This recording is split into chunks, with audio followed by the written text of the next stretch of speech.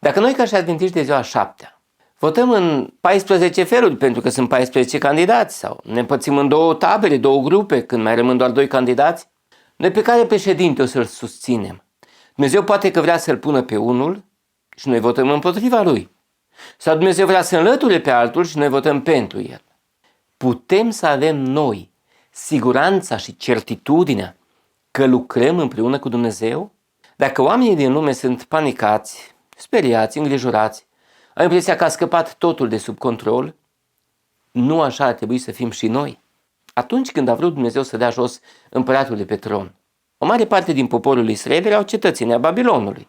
Dumnezeu s-a ocupat singur de aceasta. El n-a spus, uite, Nebucadnețar a devenit tot mai nelegiuit, vreau să-l dau jos de pe tron. Așa că voi să începeți să faceți campanie electorală printre babilonieni, să se ridice toți împotriva lui, să provoace o revoltă și astfel să-l dea jos. Nu trebuie să ne implicăm și să intrăm în toate lucrurile care aparțin acestei lumi. Deci dacă noi suntem cetățeni ai cerului, atunci trebuie să ne ocupăm de cetățenia și de chemarea noastră. Legile pe care noi trebuie să le promovăm sunt legile lui Dumnezeu. Planurile și interesele noastre trebuie să fie planurile și interesele lui Dumnezeu.